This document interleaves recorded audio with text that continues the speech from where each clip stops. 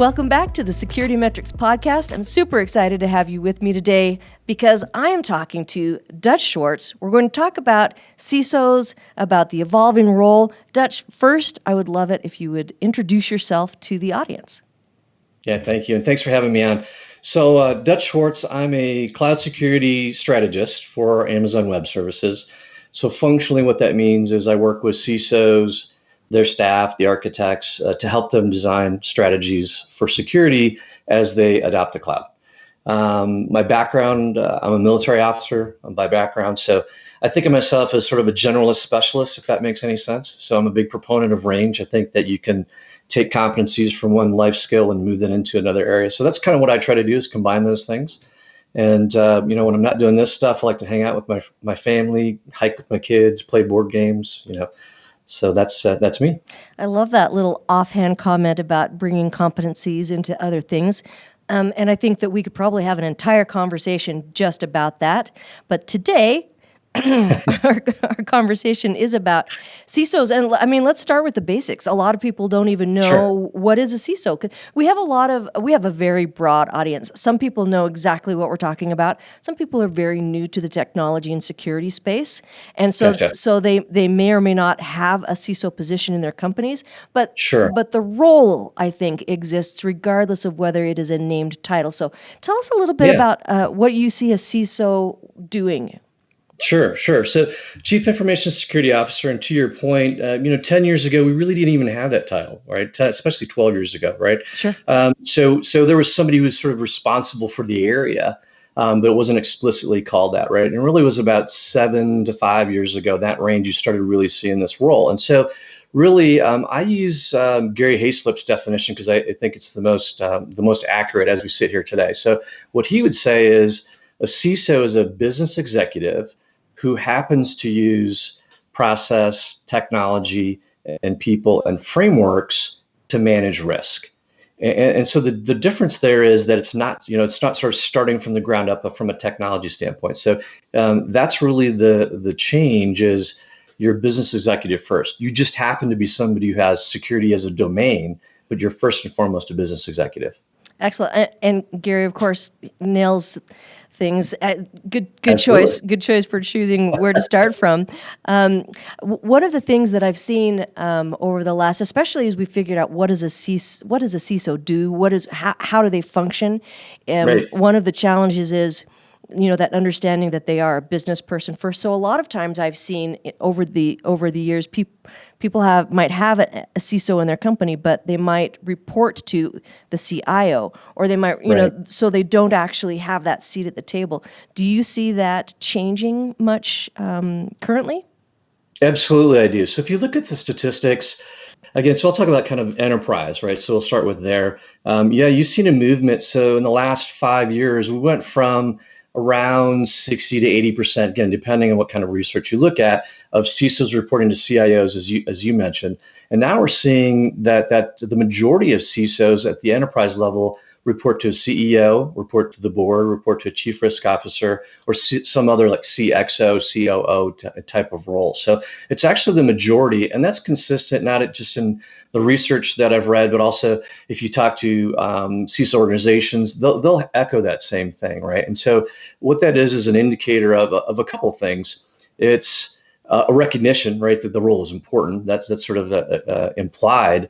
But the other thing is the digital transformation, right? All those efforts around digital transformation have really changed not just the role, but the business, right? So there was an era where technology may or may not have been intrinsically important to whatever it is you do, whether you build something, hardware, software, bicycles, right? But today, with digital transformation, it's integral to pretty much every company, right? If you look at America's GDP, right, we're a knowledge worker. That's our output, right? Sure.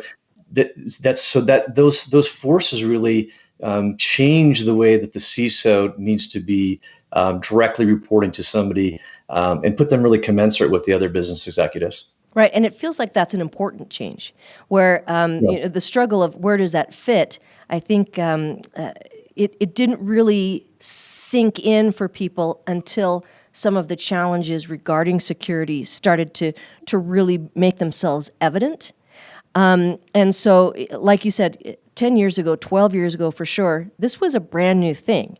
Right. What is it about the general landscape of the digital world that you think is driving this as more of a strategic position rather than something that's more tactical? Sure. It's because the risk related to your data has risen, right? And so it's really commensurate with any other business risk, right? And so I talk about that sort of from both directions. So if I'm talking with people who are just security and really steeply, in security, I try to remind them, hey, we're just one of the risks. So that's a context as well that sometimes you have to kind of right size the conversation. But if you're looking at it from the business standpoint, if they're not really steeped in security, because of that history, right? They're like, oh, it's just sort of security is a thing over here, and it used to be under IT. Yeah, they're just over there, right? And it didn't feel like it was part of the business because it wasn't important. Again, unless you're an outlier, maybe if you were a software company, right, or a security vendor, stuff like that. But for the average enterprise, it wasn't deemed as critical. But now that we look at data privacy, not only from the laws which kind of shine a light on that, but data privacy and how important it is to your business. I'll try to be general, but I had a conversation with a beverage company, CISO. And I said, hey, so what do you guys consider, intellectual property? I mean, not just sort of privacy and your customer information. I mean, that's kind of consistent across industries. And I thought they were going to say, oh, it's our formulas, right, of how we make XYZ beverage. And they said, no. Every one of our competitors has chemists. We all backwards re-engineer our stuff. Like everybody knows exactly what's in every beverage. And I said, well, what's the intellectual property then? And they said, it's our marketing campaigns. Huh. We cannot let anybody know those because that's how we make a buzz, and that's how we generate, more viewership, more connection, more, more people who are using this. And so that's really interesting, right? To always ask that question. Right. What is it that you consider that, right? So again, some of them are table stakes for mostly any executive who kind of understands security, but you have to go in and ask that question, like what is really critical to you, not only from a privacy standpoint, but also from a business operations standpoint, right? What's the workflow? Like what would interrupt you being able to get that can of XYZ out the door? It's all of those things. And so it's just become integral to what everybody does. And so that's really the right place for that CISO. That's what you see a lot of times reporting to the CEO. There's not a right or wrong. There's, of course, lots of debates around that. There's also healthy discussion around what are the different types of CISOs. I don't think that's a bad approach from a thought exercise, right? Are you a post-breach CISO or are you a transformational CISO? Those are all interesting ways of thinking about it.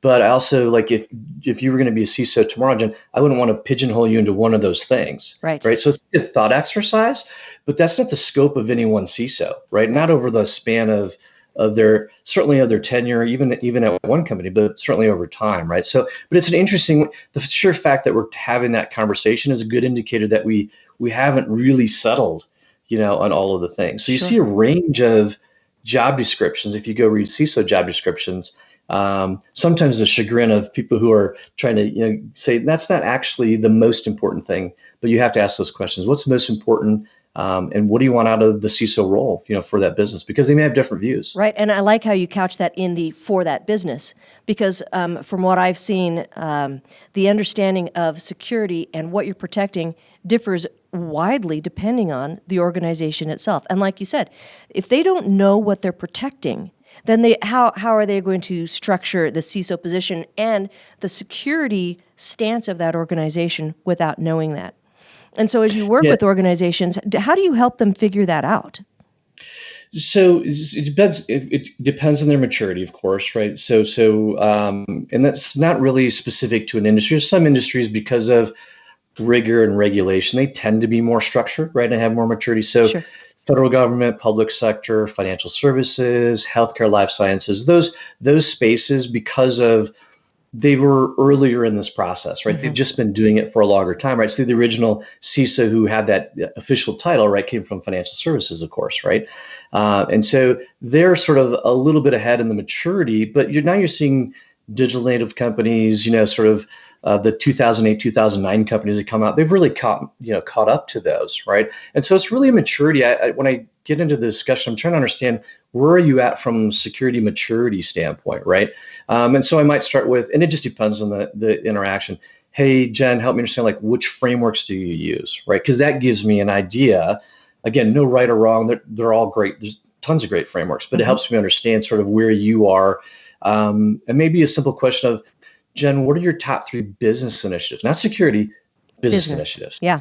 Yep. Right. And then we layer on the security lens. And so that helps me understand it. And CISOs typically do know that. But we try to help is now how about CISO -1? So deputy CISO, director, and down through the staff. And that's part of that evolution of the CISO role.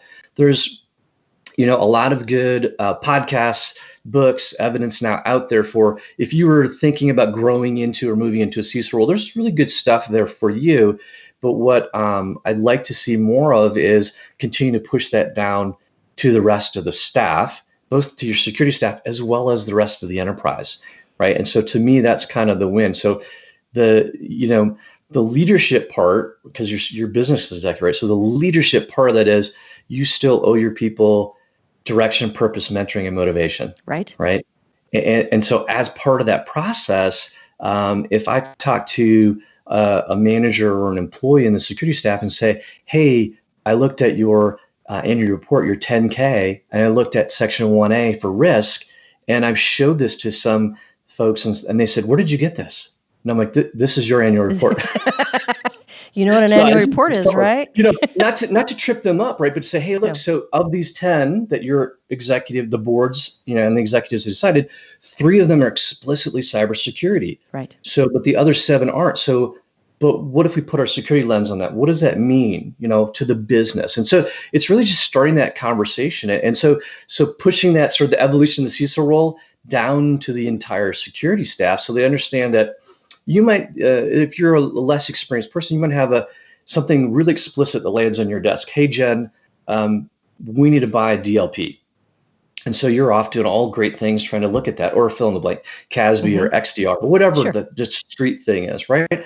But what you really need to know is why. Exactly. What is this tied to? What's the business initiative that it ties to? Because it does 2 things. It informs your thinking, right, of what am I looking at? So you don't just do I have this weighted matrix, and that's all fine, but it doesn't really get you the business value. Right. And it doesn't allow you to flex and be creative. And as new solutions come out or new ideas or approaches, you're like, I have to buy this thing. And if you start with that as the box, it's hard for anyone to get out of that box. And it also, if you frame it so narrowly, then that manager doesn't have the connection to what's really critical to the business. Right. So then the business changes so rapidly, right? Sure. So maybe that project that was important is no longer as important. Maybe it's still necessary, but it's not as important. So it really needs to be tight. You have to start with first principles, and that's what is the risk, right? And who owns the risk, right? That's a continual topic that I talk about a lot with folks. There's a sort of a latent perception sometimes, in a good way. Security people are like, well, we own risk. And I'm like, you don't own risk. You don't. Nope. And not in an enterprise. And here's why. I'm like, because the board owns all risk. That's right. The board is there for an oversight and compliance standpoint. So the board sets risk appetite, right? So I would use the FAIR definition, right? So how much risk are we willing to take? Correct. Knowingly. And then risk tolerance, right? How much variance are we okay with against that appetite that we set? Then it's the business who owns the risk, right? Just like they would own the risk of arbitrage or currency fluctuation or some kind of natural disaster that happens to a warehouse, right? And yet business owns the risk. That's a disconnect that I see all the time. So I'll go in and one of the things that I help organizations is do a risk analysis, risk management plan.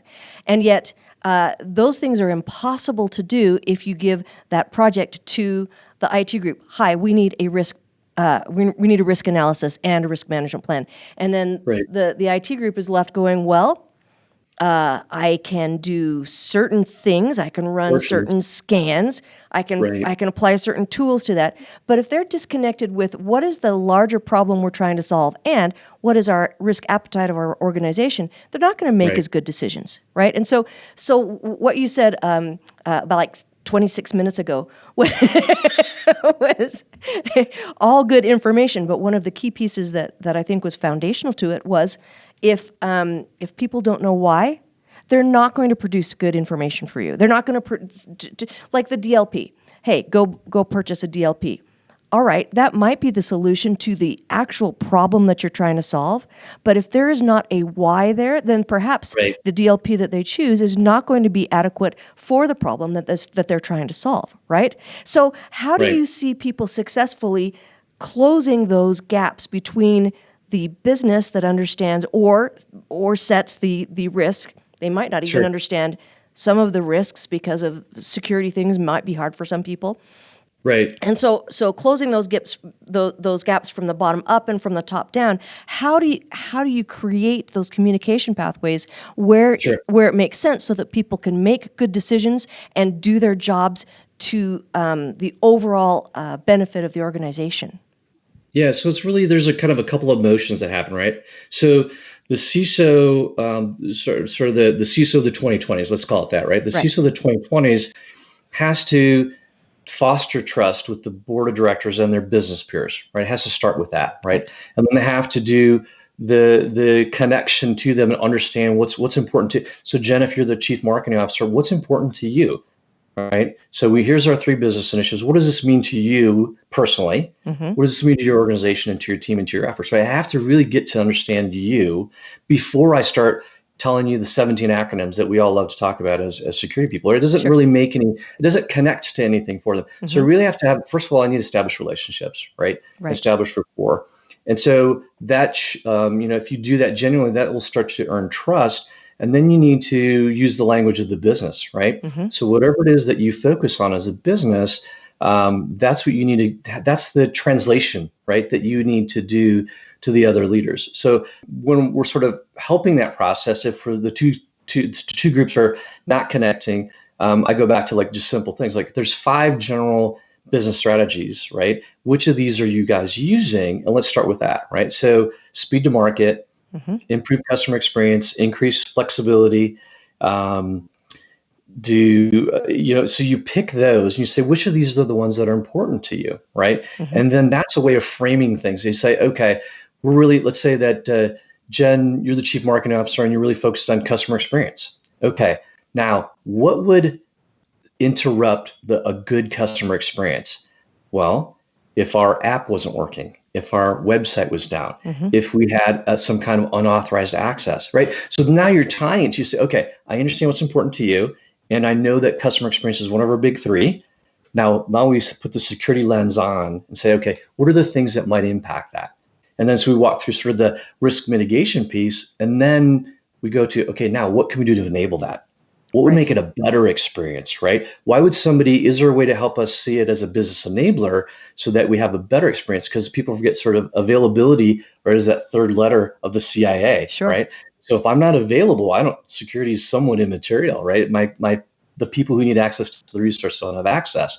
So that's a way of saying, hey, so we're an enabler for you, right? By having great networking that's robust and resilient and security that's not interruptive, but secures the customer and the data and our own data.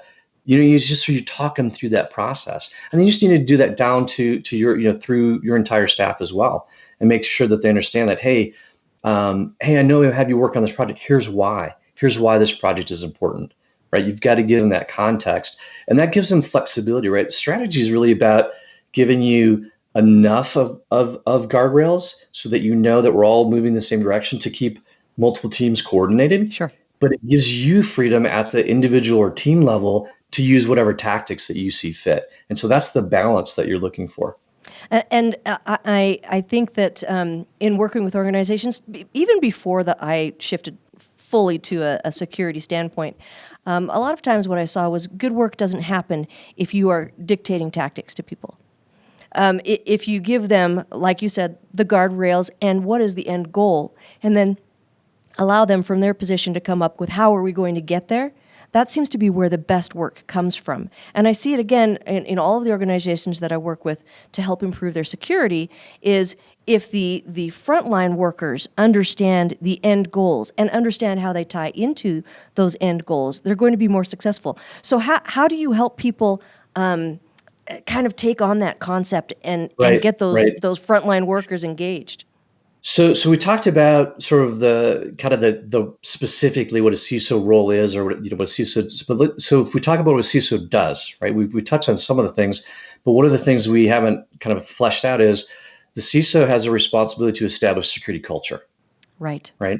And security culture, not just the training and the things that you would do for what we would think of as technology, right? So the dev team, the quality team, your own security team, but the entire enterprise's culture, right? All the organization has a culture, right? And so when you look at, so you step back and say, okay, how do we impact culture? Well, effective ways to impact culture. Number one, make it aspirational, right? It has to be something that we're excited about, right? It's shared values and beliefs that, excuse me, that we all would buy into, right? We have to grow and select leaders, right, who fit, and will push forward those values and beliefs.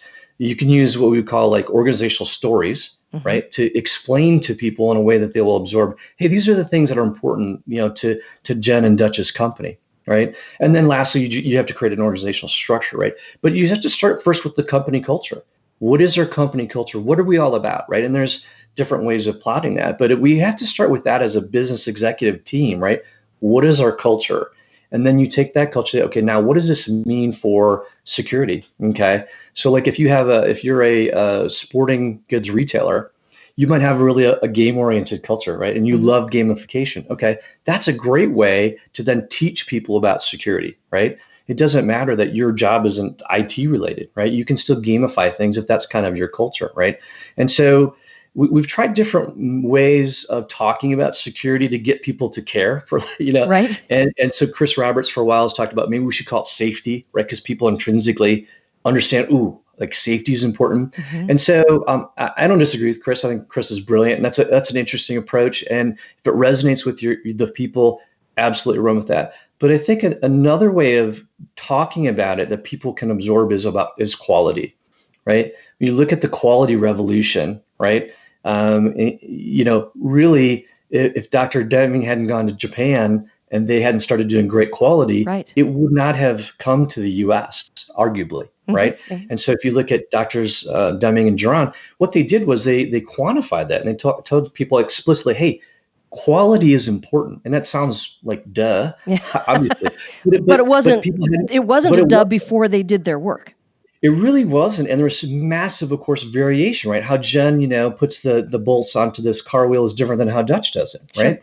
And so quality now today, these decades later, everybody intrinsically understands it, in an enterprise, because nobody be like, well, quality is not important, Dutch. No, everybody gets that, right? Right. It's important. So you need to try to make that same thing, because the gaps in security are behavioral. Right. It's people, right? So you have to think of it as a behavioral challenge. That's why we take something that we all, know intimately and have talked about a million times, like passwords, right? And moving to passwordless, right? There's great solutions out there, and frankly, there's been great solutions for years, right? But you have to change people's behavior. Sure. Right. And so you have to think of it as a behavioral issue. So you got to look through the lens of what's my company culture, then what are the activities that would, catch on here? Like what would drive behavior? And you have to start looking at it as behavior that we all agree, hey, this is good behavior. Like this is intrinsic to what we do, just like quality is important, whether or not you're in cost accounting and finance or whether you're in HR and training, right? It's everybody agrees that quality. So security and safety have to just be viewed as table stakes. Like we all have to care. So, a once a quarter or once a year, employee awareness training. I mean, do it, of course. Like you should do awareness training, but that's probably not going to solve it. Right. You have Exactly. to change the culture. And I like how you said that in some cases people might resonate with the word safety. In some for me, I don't personally resonate with the word safety because I believe that growth does not happen in safe spaces, but that Gotcha. quality is something that really resonates with me because you can, that whole, the concept of the OODA loop and you can always get better, right? That is something that personally resonates with me, but I am not everyone, right? So Right. there are some organizations where the safety, and especially a lot of the healthcare organizations that I work Sure. with, they care a lot about that safety concept. And so that is something that I speak to with them. So I think, like you said, knowing, first of all, what is the culture of an organization and how do you maximize that culture from a security perspective to bring in Right. these concepts to what is already valued in that organization? I think it's the way forward for security. Yeah, and if you think about the things that we've talked about for the last few minutes, none of those are about a specific technology. Right? They're not, right? You're And not so going to just go buy a tool for these? they're not, right? And so look, I love technology. Like I have a house full of it, right? I Yeah. mean, so I'm a full-on, technology geek, like probably the majority of us are. Yeah. Having said that, the path forward to make substantial, enduring change is about people, right? Absolutely. And so it's really about the things that we need to do to engage. Because if you think about the risk just in general, right, and we look at any kind of Verizon DBR, any report you want to look at, right, so most of it comes down to some kind of human issue, right, unintentional, intentional, compromised, social engineering. The exact vector in this case is not really that important, right, but we could say it's phishing. I'm fine with that. Let's just say it's phishing. But you have to, if you can teach the everybody in the organization that it's important, that changes the way that you talk about it, and that changes the way that. And we know that culture. If you're, let's look at let's look at it when it's not working. If you feel like the culture that you're in doesn't fit you, and that doesn't mean that it's a bad culture. It's just, hey, this is not Jen's jam. Yeah. Like it's not the culture she likes. Here's what happens: the research shows that you feel higher levels of stress. Mm-hmm. You become disengaged. Mm-hmm. You have a tendency to work quickly or skip things Yeah. or just do the minimum because it's just not a good fit for you. Well, all those things I just mentioned, those are the way things happen for compromises, Yes. right? So when you're not engaged, when you're working too quickly, when you aren't thinking about the bigger picture of what is my role in in the legal department mean vis-a-vis the actual business, when you're disengaged, then that's far more likely, right? And the research shows that you'll have more mistakes, Right. and those mistakes will lead ultimately to unauthorized access or breaches or what have you, or potential risks, right? Yeah. So the flip side of it is you have to consciously think about culture and explicitly build that out, and then that engages people, Sure. right? And it makes you feel excited, right? And it makes you go, oh, wait a minute, how does what I do impact Susan in accounting and Sanjay in legal? Like it changes the way that you just approach your job, right? And so I think that's one of the things that you need to do moving forward to be successful. I agree. And I think that there is responsibility on both sides for that. Absolutely. So if you're in a position where the culture does not fit you, it's okay to recognize that this is not the place for me. Right. Drop that fear and allow yourself to go find a place where the culture is right for you. And I get this question a lot in mentoring people, especially people who are new to the workplace or who have been stuck in the same place for a long time. And they say, how do I find a good culture fit? Well, as crazy as it might sound, just go find another job. And if it doesn't work for you, you know what? You get a buy and you get to go find another job. And it's Yeah. okay. I mean, don't every 6 months for 5 years do it. But chances are good if you try and you go, oh man, this still isn't right, you're going to find another one that really is for you, because during the interview process, you'll start learning to ask the right things Sure. that give it a good place for you. On the other hand, the CISO's role is to help people find their footing in a certain culture. And one of the things that you said to me was people make mistakes. People come up short, and we can either as leaders discard those people. Ask them to leave, shuffle them to the side, find a place for them that they're not going to cause damage, or turn it around and make it a positive thing where they become a fully functional, engaged person. So what are your thoughts on the CISO's role in bringing people along into a culture? Yeah. So to use the example you use there, right? There's a great phrase that I heard recently: mistakes of effort. right? And those are a different kind of mistake, right? A mistake of effort is I was trying to do something and either I wasn't aware that there was an impact, right? And so then that's one thing, that's one way that, or I was really trying to do my job in a way that I thought was, commensurate with my role, my responsibility. And so here's a good example, right? So the entire fact that CASB exists, in my estimation, is because by and large, employees were trying to do the right thing. They were trying to go get a tool that enabled them to do a thing, either in a way that they felt was simpler, faster, easier, more effective than whatever tool, or maybe they didn't have a tool, right? And so the ability to go do that changed the paradigm, but mostly it was well intentioned. It wasn't, the employees weren't trying to do anything nefarious. They were like, hey, I need to do X, Y, Z, and we don't really have that tool. I'm just going to go get that tool. Right. And so if you don't have good awareness and good training, or even to ask, or here's the other thing, or if you don't have a connection. If I have a connection, if I have a security champ, or mentor, or, again, there's different ways of kind of, inculcating that in a culture. But if I also am like, oh, maybe I should go ask Jen. Right. Somebody Jen, that you feel comfortable asking something of, and then they won't make fun of you, or they'll help you with and instead of pointing out how you have deficiencies. Right. It's pretty critical. Yeah. So mistakes of effort, right? Those are totally different. So now I either have to figure out we've got to do a better training program or a different style of training because it didn't connect with Jen, or Dutch, I understand where you're headed with that.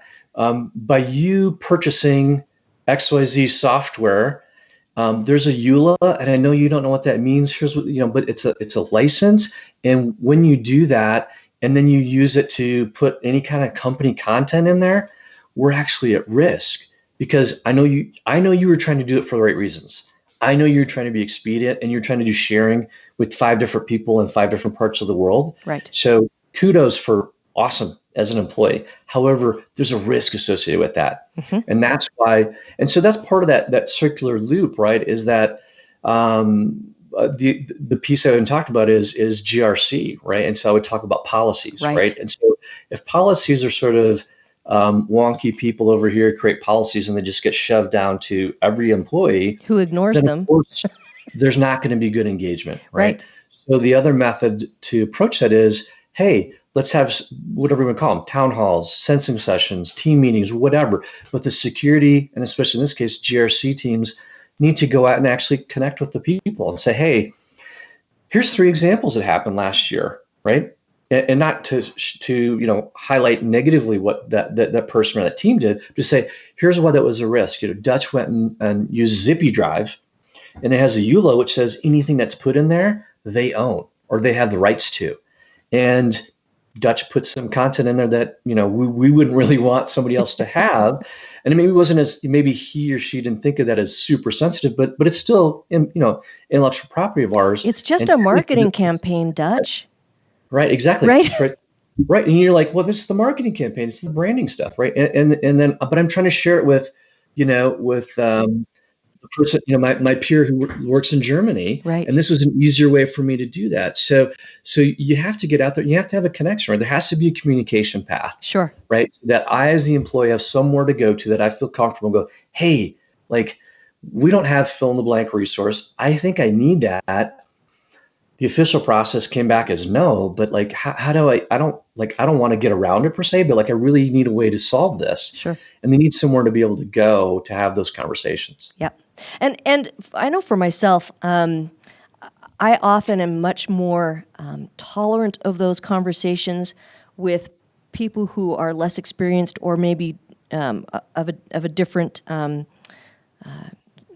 role classification than I am, where if it's my peers or someone who is senior to me in management, I have historically had zero tolerance for their limitations. And I just am here to tell people who might be in a similar situation, that does not go well for you, right? And so the expectation that our senior people are going to be patient with the junior people, it needs to go the other way too. If you're junior, you need to be patient with senior people because we all get things wrong at some times. And if we have open communication where we can resolve it in a way that is positive for both the relationship and the organization, everybody gets to move ahead rather than kind of getting bogged down in irritations, right? Well, that's a great point about right. It's an internal bias that it's easy for anyone to have, right? So whatever your domain expertise is in, especially as you're building that out and you feel really passionate about it and you're Yeah. really really this is my jam. This is what I do all the time, right? But think about but what if it was reverse? And what if somebody showed up and said, "Hey, Jen, I cannot believe that you did this thing because this violates Sarbanes-Oxley." And you're like, Right. what? What? What is that? You're like, how do you not know what SOX compliance is? I mean, Jen, seriously. And then where does our Yeah, relationship go? Psh, yeah, so right, horrible. exactly. Yeah. Right. So that's back to the trust thing, right? So you have to develop trust, right? And trust means I show up, I do the things I say I'm going to do. I have competence in my domain, but I respect the competence that you have in your domain, Right. right? So when we're working with other people, sometimes there's more time and opportunity to build those relationships. But I kind of want to bring it back to Sure. a personal question that I sometimes struggle with, and that is I'll go into an organization that is asking for an assessment. They need one, by either by law or for whatever reason. And I'll go in and I get handed, here's the team that's going to work with you, Ah, and then the CISO walks away. So, okay. from your perspective, what's a good way to help engage them and get them so that they understand their value to what's going on? Yeah, so that's a tough one, right? So first, I think that we would all orient on, hey, look, there's sort of a higher level value to the thing, right? Whether Right. it's a pen test or a compliance or an audit. And I'll give you an analogy, right? So I picked on DLP and CASB something. So now let me pick on let's say that it's WAF. So a very common use case for WAF is I just need it because I need it for compliance, right? Mm-hmm. And so I'm trying to pick on different topics, different technologies equally. So I love WAF, by the way. So, but you can go in, and if you're the person who's loves the WAF, Mm-hmm. as I do, you're of course passionate. Like well, no, but it does all of these things, and here's the problems it can solve, and here's how it mitigates risk. But if the orientation starts with I just need it for compliance. Yeah. Now, again, we would say if we were coaching somebody, that's not the right approach. Right. But you have to be realistic that it might be where they're at.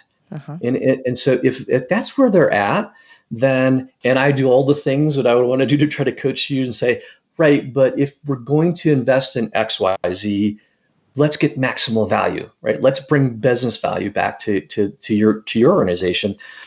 At the end of the day, the customer gets to choose. And if their assessment is this is just in right now, it's not in my top five, and so I just need to do then in candor, I would say then buy the minimally safe, usable WAF for you and move on.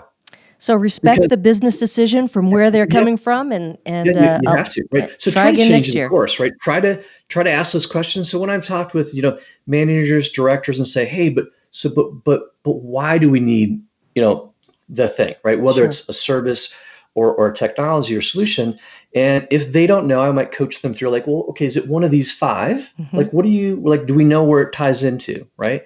Um, So and bring then it back to the why. bring it back to the why. So if you ask, hey, why, not like challenging, but like, hey, what's the scope of like, why are you guys trying to accomplish this? If they don't know, then you can kind of coach them through. Okay, well, here's the five big business, strategies. Is it about speed to market? Is it about reducing friction? Is it innovation? Is it flexibility?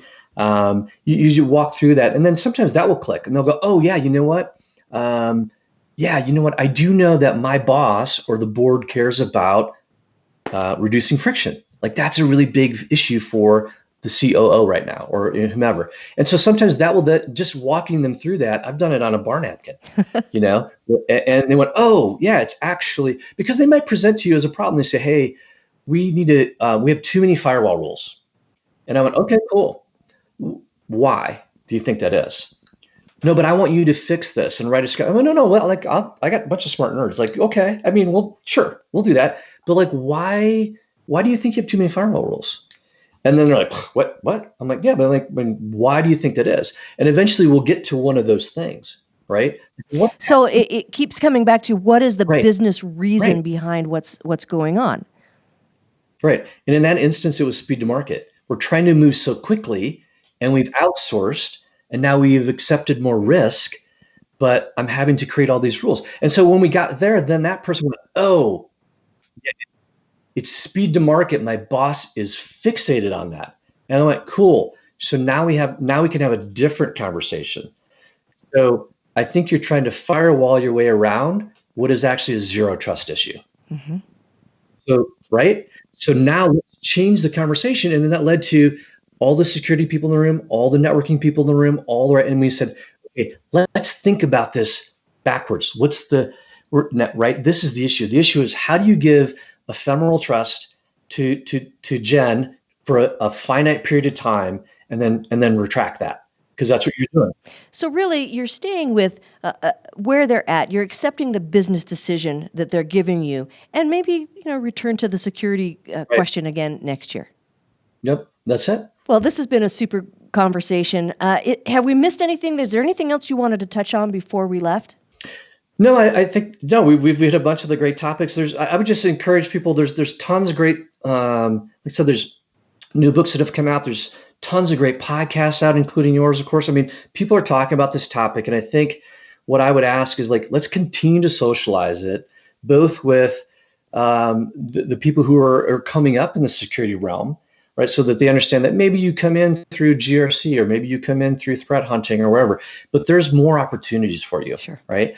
That would be the first thing. My second thing that I have as a goal is we need people from other domains. We need people from Definitely. social sciences, from psychology, from HR. Like we need people to move into security, right? So there's a projected gap, right, that we all hear over and over and over again, right?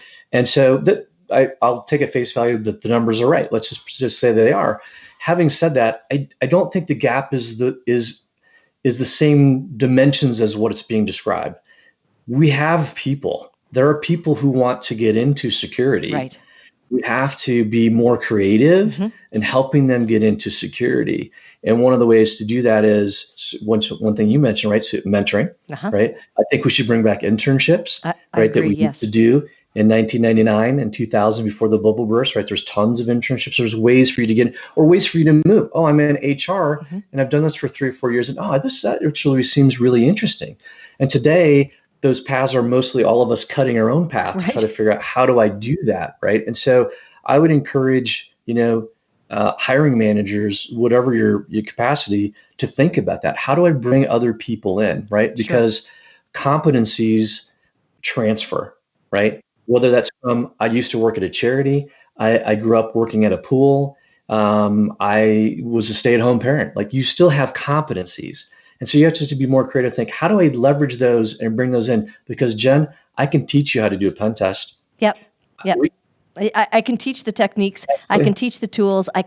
But the competencies, that's baseline. Yep, absolutely. So I would say let's do a better job collectively as a community. I think there's a lot of energy around this right now. So that's my message. Terrific. Well, if people want to get in contact with you, what's the best way for them to do it? So you can just find me on LinkedIn. I'm Dutch Schwartz, so you can look me up and find me there, and it's easy. But you can find me on Twitter as well, Dutch_26 on Twitter. But I mostly just read what everybody else is chatting about. I'm not super active on there, but on LinkedIn I'm pretty active in the various communities. Well, thank you so much. I've really enjoyed talking to you today, and hope we get to connect again in the near future. It was great. I appreciate being on. Thanks. Thank you so much for joining us. I hope that you learned some things about CISOs. I sure did. I really appreciated Dutch's time with us, and hope to see you again next time. Thanks for watching. To watch more episodes of SecurityMetrics podcast, click on the box on the left. If you prefer to listen to this podcast, it's available on all your favorite podcast platforms. See you on the slopes.